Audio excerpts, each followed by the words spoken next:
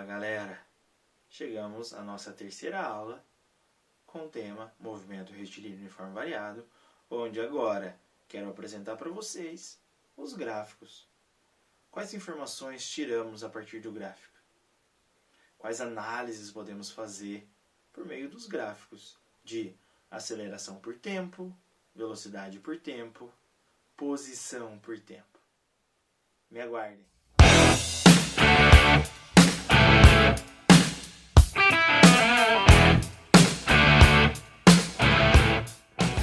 Fala galera, chegamos então à nossa terceira aula, onde ainda dentro do conteúdo de movimento retilíneo uniforme variado, vamos estar falando sobre os gráficos. Como se comporta os gráficos de aceleração em função do tempo, velocidade em função do tempo, movimento, posição em função do tempo. Isso nós vamos estar discutindo ao longo dessa aula, ok? Então, o primeiro delas, o primeiro desses gráficos é a aceleração em função do tempo. Tá, vamos pensar junto.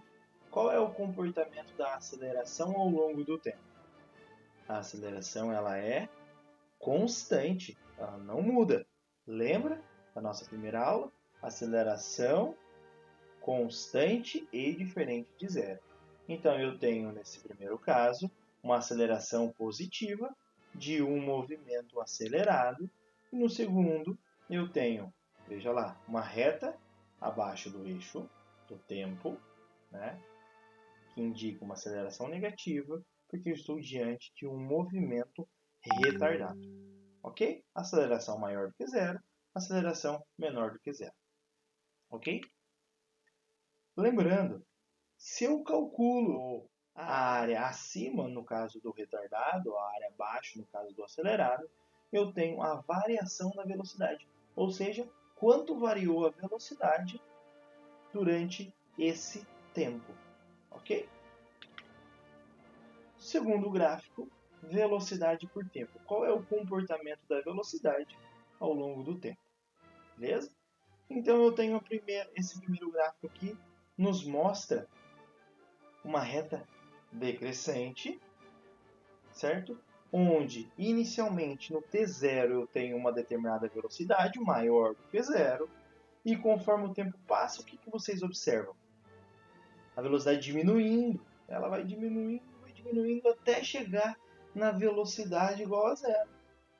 Então a velocidade vai diminuindo até chegar na velocidade igual a zero, que é onde intercepta o eixo do tempo. Tá vendo? Olha para o desenho que você vai entender o que eu estou falando. A velocidade vai diminuindo, a reta vai diminuindo até interceptar o eixo do tempo.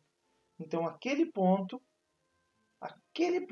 nos mostra que a velocidade naquele instante é igual a zero. Contudo, a aceleração continua sendo aplicada no móvel. Lembra, a velocidade é constante e diferente de zero. Então a aceleração continua sendo aplicada e o móvel começa a adquirir velocidade. Olha só, continua adquirindo velocidade, a reta continua crescendo, ou seja, a velocidade começa a aumentar agora negativamente. Então eu tenho dois tipos de movimento. Eu tenho um antes daquele ponto, onde a velocidade é zero, e um depois. No ponto acima, eu tenho um movimento retardado progressivo.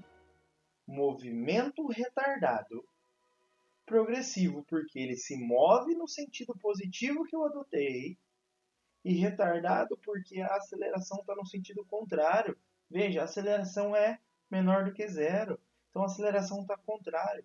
Então é um movimento progressivo e retardado. Então ele está caminhando naquela direção, mas só que está perdendo velocidade.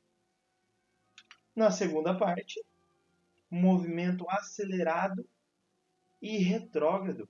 Ou seja, agora o móvel se move para cá, então ele vai perdendo velocidade até a sua velocidade ser igual a zero. Com isso, agora ele começa a voltar. Então eu tenho um movimento acelerado e retrógrado, porque ele passa a adquirir velocidade agora com um sinal negativo. Ok? Então veja, olha essa segunda figura. Eu tenho uma reta crescente agora, onde inicialmente temos uma velocidade negativa. O que a velocidade negativa quer dizer para nós? Quer dizer que o móvel ou a partícula está se movendo no sentido negativo do meu eixo, que eu adotei como sendo positivo, sentido contrário. Beleza? Estou me movendo para lá, então eu tenho um movimento retrógrado. Já anota isso, movimento retrógrado.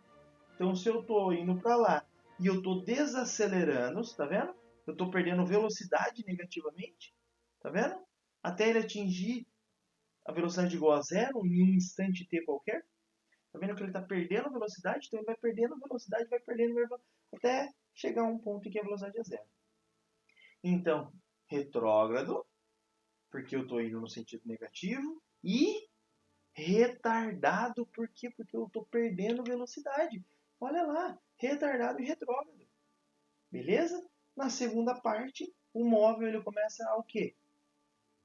Ele começa a ser acelerado no sentido positivo. Então ele está indo para lá perdendo velocidade até parar. Naquele instante T ali em que a reta cruza o eixo dos tempos. Beleza? Então, a partir daquele momento, o móvel começa a voltar e vai no sentido positivo do eixo. E a sua velocidade começa a aumentar. Estou diante de um movimento progressivo e acelerado. Progressivo e acelerado. Beleza? Deu para entender? Se não está claro, para o vídeo, volta e reveja. Beleza? E, da mesma forma que para aceleração, eu consigo calcular a variação da posição calculando a área. Olha lá. A área da figura nos dá a variação da posição. Por fim, chegamos à posição em função do tempo. Veja o comportamento. Lembra da nossa primeira aula em que eu disse que a taxa da variação da posição em função do tempo é um t quadrado? Então a posição varia com t ao quadrado. E na segunda aula nós vimos isso matematicamente, apresentei para vocês a equação. Agora está aqui o gráfico. Qual é o gráfico de uma função do segundo grau? Uma parábola. Então estamos diante de uma parábola. Então ela cai, a posição cai e volta a subir. Essa primeira parábola eu tenho no caso em que a aceleração é maior do que zero. Então guarde isso. Quando estou diante de um movimento em que a aceleração é maior do que zero, eu tenho uma parábola com concavidade para cima. Na primeira parte, eu estou diante de um movimento retardado retrógrado. Velocidade menor do que zero significa que eu estou voltando. Olha lá, o que está acontecendo com a minha posição? Ela está diminuindo. Eu começo lá em cima, o tempo passa, eu volto. Porque a minha velocidade é menor do que zero. Até chegar um instante que eu estou em um ponto, aquele ponto ali é velocidade zero. Então, o ponto mais baixo da parábola é onde a minha velocidade é zero. Beleza? A partir daquele ponto, a velocidade começa a aumentar de novo e ele começa a se mover novamente. Então agora eu tenho uma velocidade maior do que zero. Então veja, velocidade menor do que zero, velocidade maior do que zero. Agora eu tenho um movimento acelerado e progressivo. Então antes eu estava voltando e perdendo velocidade até parar. Agora eu começo a ganhar velocidade e estou indo. Ok? Entendeu a ideia de ir e voltar? Ir é quando eu estou indo no sentido positivo do meu eixo. Quando eu volto, eu estou indo no sentido negativo. Beleza? É nessa ideia que eu estou usando o termo ir e voltar. Beleza? Ir e vir. Beleza? Nesse segundo gráfico, da mesma forma, olha lá, concavidade para baixo. Quando eu estou diante de um gráfico de S por T, posição por tempo, e a minha concavidade é para baixo, estou diante de um gráfico em que a aceleração é menor do que zero. A aceleração menor do que zero. Beleza? Então, no primeiro momento, na primeira parte da curva, eu estou me afastando da origem. Veja lá, estou me afastando da origem.